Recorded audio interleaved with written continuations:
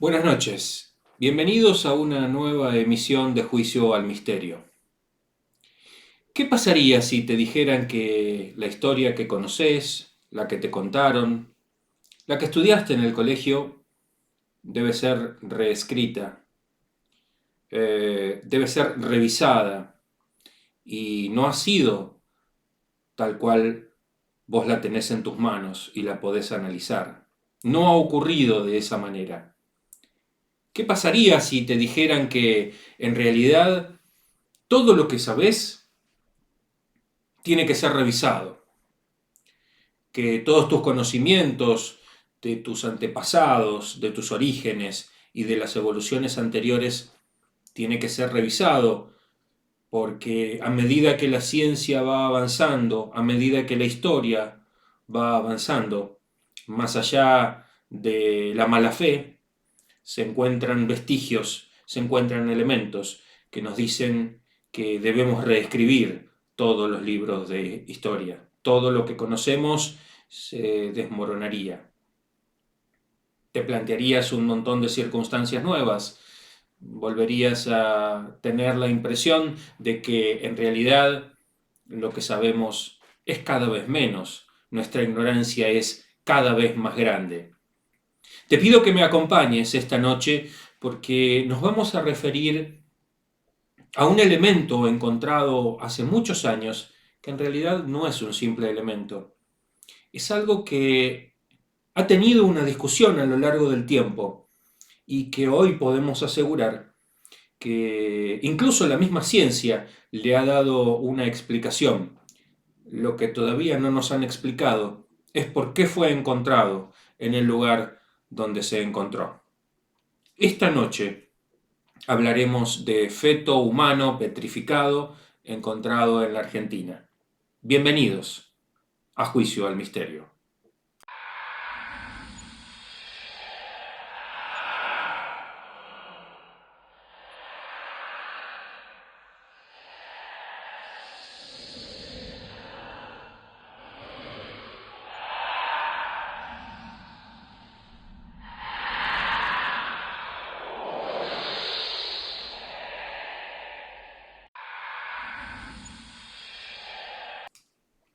Ocurrió en 1966. Vamos a ver, les voy a dar para que ustedes tengan una idea y se vayan ambientando en el lugar, en la zona, en la provincia de Salta, en la República Argentina, mientras un simple trabajador de la zona, Ricardo Liendro, marchaba con su mula por el cerro. Vamos a ver por dónde lo hacía, para que ustedes ya vayan tomando conciencia del lugar y de lo que se encontró. Aquí estamos con el mapa, Nevado de Cachi, provincia de Salta, República Argentina. Nuestro amigo Ricardo Liendro marchaba con su mulo, como les contaba, cuando se sintió atraído por una pequeña roca que se encontraba en el piso. La tomó en sus manos y al examinarla se le escurrió de entre los dedos. Y al escurrirse de entre los dedos, cayó al piso y se partió al medio.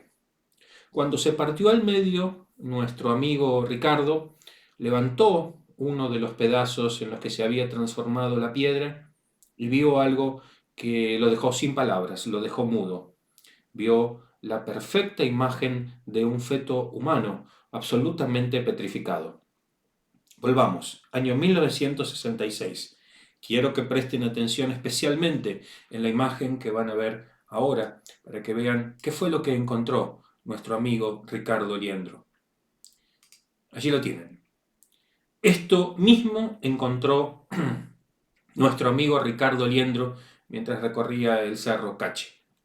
Lo cierto es que la pieza fue sometida al dictamen de los médicos y todos llegaron a la misma conclusión. Se trataba en efecto de un feto humano, pero petrificado. En otras palabras, un feto cuya edad podía oscilar, de acuerdo a los estudios realizados, en alrededor de los 2 millones de años. Pero, ¿cómo era posible que un feto humano fuera encontrado en la República Argentina, en el hemisferio sur, en el continente de América del Sur? ¿Cómo era posible si se pensaba, de acuerdo a los datos paleontológicos que se tienen hasta el momento, que el ser humano había llegado a estas locaciones no hace más de 40.000 años? ¿Cómo es posible encontrar un vestigio humano de 2 millones de años? Bien, quiero compartir con ustedes los datos, y para esto no tengo otra alternativa que leerlo textualmente, del análisis que hicieron los médicos en ese momento, nuevamente, de este feto petrificado. Aquí lo tienen ustedes. Al examen visual, como ustedes también podrán ver, la pieza mencionada da la impresión, sin posibilidad alguna de equivocación, de que se trata de los restos petrificados de un feto humano, de una edad próxima a los 4 o 5 meses. El contenido de esta cavidad petrificada, que se abre espontáneamente, presenta de arriba hacia abajo un polo de longitud aproximada de 6 centímetros, redondeados y con las características de ser el polo cefálico, cabeza del feto, notándose muy claramente en la parte inferior de este polo una hendidura representante del cuello e inmediatamente por debajo de la misma una prominencia, el hombro izquierdo. Hacia abajo de esta prominencia, una superficie rectangular, el dorso del feto. Continuando esta superficie, encontramos más abajo otra prominencia redondeada, que sería la nalga izquierda, terminando esta en otra prominencia igualmente redondeada, la rodilla izquierda. Y naciendo de esta y en dirección hacia abajo, la pierna del mismo lado, terminando hacia abajo en una prominencia que representa el pie del mismo lado. La actitud del feto en flexión es característica del ser humano, adherido al vientre y también al miembro inferior. Se aprecia un disco con las características del órgano denominado placenta, con un borde circular y dos caras, una externa, a la vista, y la otra unida al vientre y al citado miembro inferior. Se aprecia también la existencia de un gran número de crestas y surcos con unas direcciones características y propias de las arterias y venas de la placenta en su trayecto hacia el cordón umbilical. Sigo leyendo. Hacia el costado del derecho del feto, a nivel de borde, se nota una prominencia de 1,5 centímetros de longitud con dos bordes, uno convexo y otro cóncavo, que denuncian la presencia de cortes de un segmento del referido cordón umbilical. Entre el vientre y la placenta se advierten una serie de abultamientos que podrían ser los miembros. Llama poderosamente la atención la forma de la cavidad petrificada, ovoide, típica de la matriz humana cuando contiene al feto. Dada la conservación de la forma y las características anteriormente detalladas, es factible que la petrificación se produjese cuando el feto se hallaba contenido en la matriz. Repito, es factible que la petrificación se produjese cuando el feto se hallaba contenido en la matriz. Y si en verdad nos encontramos con los restos petrificados de un ser humano de hace por lo menos 2 millones de años, ¿a qué conclusión deberíamos llegar? La primera es que la historia que nos han contado no es correcta. La primera sería entonces que el ser humano estuvo en estas tierras hace mucho más de 40.000 años. Pero si hasta aquí no se han sorprendido de este extraordinario hallazgo, permítanme contarles algo que obviamente está relacionado con este tema de manera directa y que le da explicación de por qué nuestro amigo Ricardo Liendro encontró este feto allá por 1966. Que esto no es una casualidad, no es un hecho que no pueda tener explicación. Me refiero al feto petrificado. Verán, haciendo el análisis y el estudio para presentarles este programa, me encontré con que en rigor, en la actualidad, existe una enfermedad que se llama, una patología que se llama litopedión. Vamos a ver, mientras les voy contando de qué se trata desde el punto de vista médico, y ustedes se van a asombrar, créame, fotos de esta patología.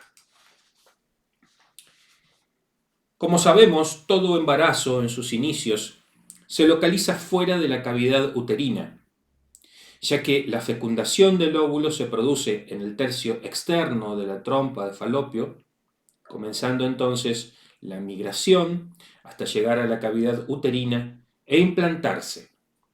Lo patológico de la fecundación está en que la implantación del huevo se produzca en un lugar impropio, viéndose comprometido el desarrollo normal del embarazo y a su vez de la vida del paciente. La gravidez ectópica, embarazo ectópico, como ustedes puedan conocerlo, abdominal, constituye el 1,3 de todos los embarazos del mundo.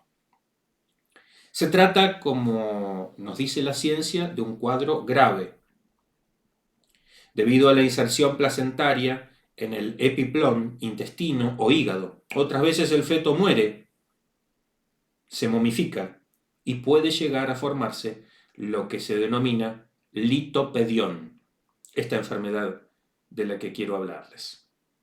El litopedión, del griego lito, piedra, pedión, niño, o literalmente, bebé de piedra, ocurre usualmente cuando un óvulo fertilizado se adhiere a cualquier lugar del útero. El feto puede comenzar a crecer, pero no puede sobrevivir y muere. La primera mención del litopedión que se tiene es la de Albocasis en el año 936 al 1013 después de Cristo.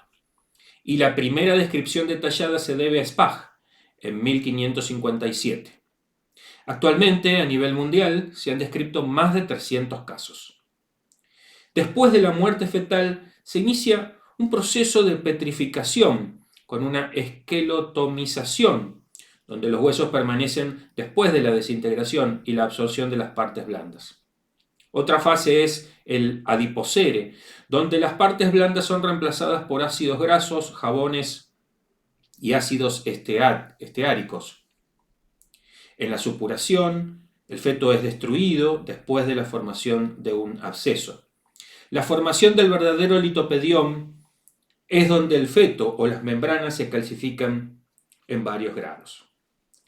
El sistema inmunológico de la madre eventualmente reconoce el feto como un objeto extraño y para evitar una infección, el organismo reacciona revistiendo al feto con una sustancia abundante en calcio. Sí, como ustedes lo escuchan, se trata en rigor de un mecanismo de defensa que tiene el cuerpo para este tipo de situaciones.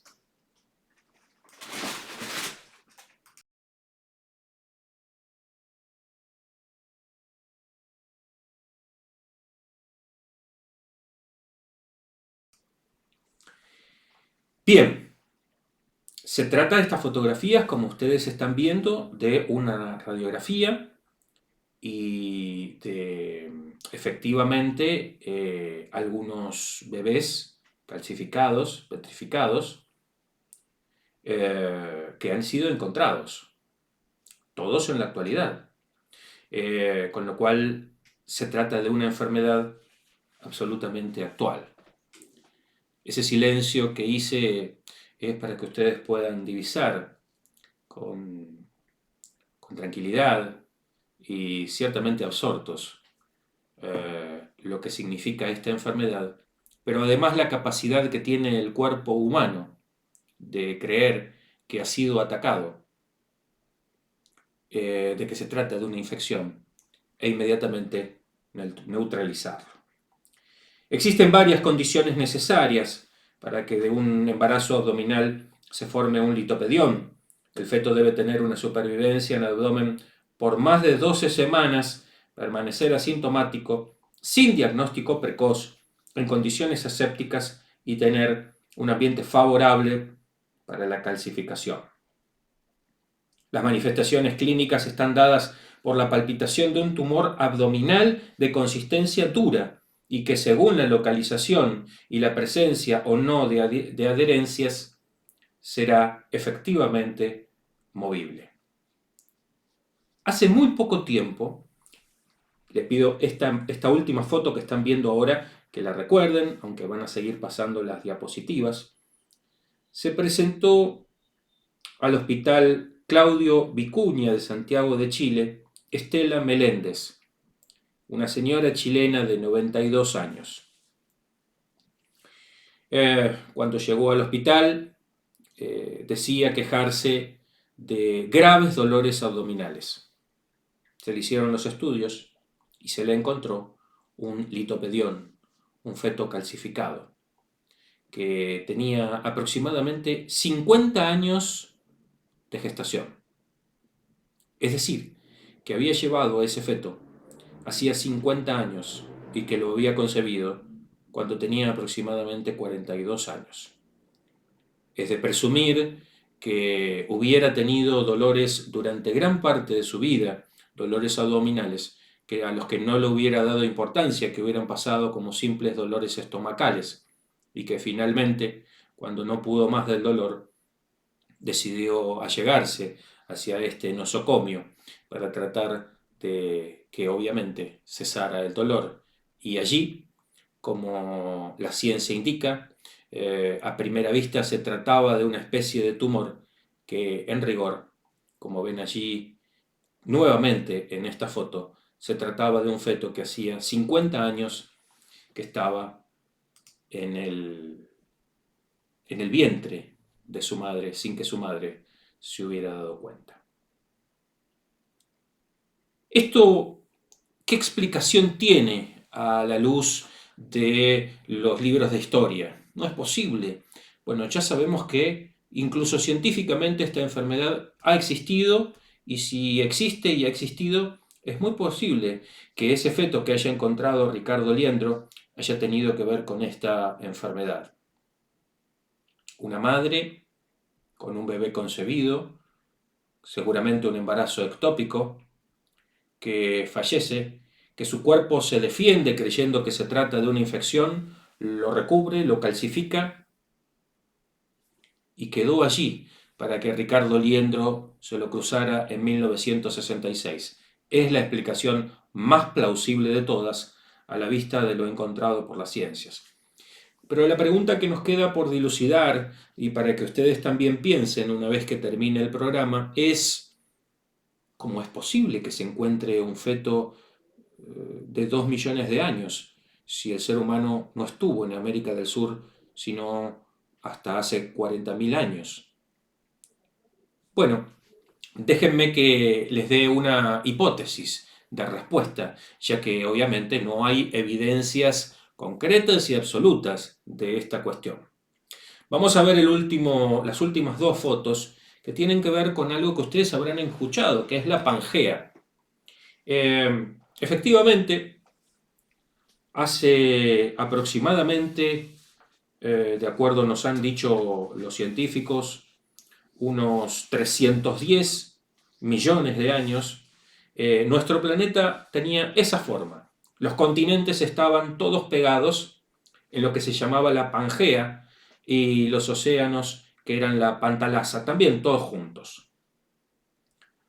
Hace aproximadamente 180 millones de años, esa Pangea comenzó a dividirse, primero en el continente de Gondwana y la Eurasia, y para finalmente recabar en lo que es hoy el planeta que conocemos.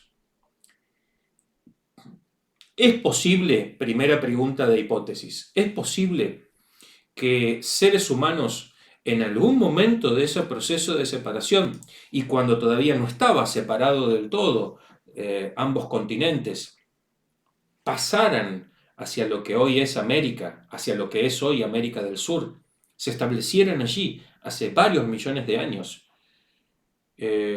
sostuvieran la vida luego de las extinciones a las que el planeta fue sometido y dejaran el vestigio de su existencia con un bebé petrificado? Es posible. Es posible porque los datos así parecen mostrarlo. ¿Es la prueba definitiva? No, no la es.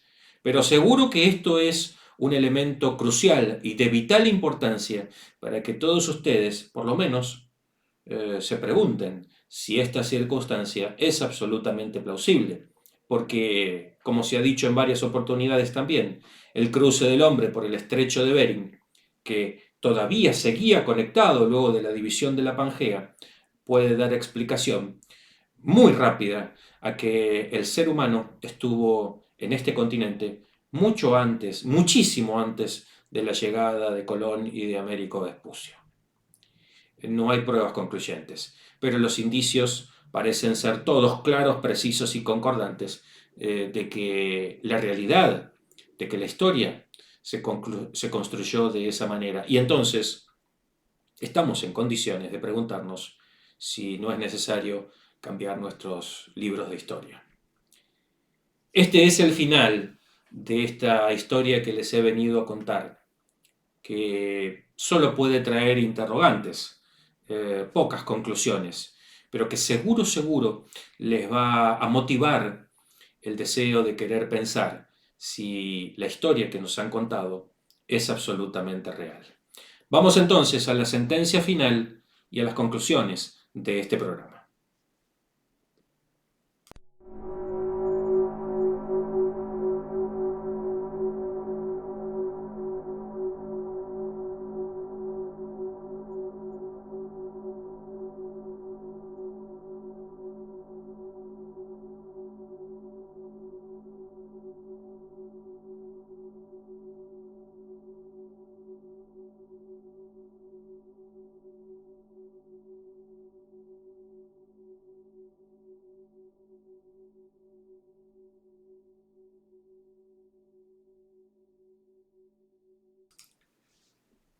¿Qué es la vida? ¿Desde cuánto estamos en este planeta? ¿Cuántos cientos de millones de años? ¿De dónde viene el ser humano? ¿Cuál es nuestro origen? Nos han explicado nuestras distintas evoluciones, pero realmente el ser humano, el Homo sapiens, ¿cuándo comenzó a dar sus pasos por este planeta? Incluso en sus distintas conformaciones, el planeta parece querer hacernos pensar que el ser humano estuvo mucho antes de lo que los libros de historia nos indican, dando vueltas por este planeta. Primer dato para discutir. Segundo dato para discutir. Extraordinaria la vida humana, extraordinaria nuestra máquina, nuestro cuerpo, nuestra existencia. ¿Qué tan extraordinaria que es que cuando se produce una circunstancia ante la creación de la vida, hecho de los más extraordinarios de los que puede dar cuenta nuestra existencia en este mismo mundo y en este universo, cuando algo falla, cuando algo no está bien, cuando se produce ese embarazo ectópico, el cuerpo de la mujer, el perfecto cuerpo de la mujer, que tiene la sensación de que eso puede llegar a atacarlo, aunque ella misma lo ha producido, lo recubre, lo calcifica y lo puede llegar a tener dentro de su cuerpo durante 50 años, no sin problemas, no sin dolores, pero lo puede llegar a tener dentro incluso 50 años, como la señora de Chile, la señora Meléndez, y poder seguir adelante con su vida. Impresionante, impresionante nuestro cuerpo que parece tener dentro suyo todas las respuestas. Quizás sea como alguna vez nos dijo Hipócrates, no hay enfermedades, hay enfermos. Y entonces, todas las capacidades que sabemos que el ser humano ha tenido para resolver sus propios problemas de salud y que evidentemente se han ido perdiendo con el resto de las evoluciones, con nuestra alimentación, eso y otras capacidades que todavía genéticamente tenemos, quizá pueden ser vueltas a este presente. Quizá algún día podamos recuperarlas si las podemos poner nuevamente en funcionamiento y en acción. Y entonces el ser humano se vería potenciado por todos los conocimientos y todos los descubrimientos desde el punto de vista científico y la máquina perfecta que es nuestro cuerpo, que es nuestra propia existencia. La tercera conclusión es o la tercera circunstancia que quiero que pensemos todos después que termine este programa es cómo se distribuyó la vida en este planeta y desde cuándo. Este feto lo encontraron en Salta, al norte de la República Argentina, cuando se suponía que allí no podía haber vida antes de 40.000 años. Y este feto parece que tiene 2 millones de años.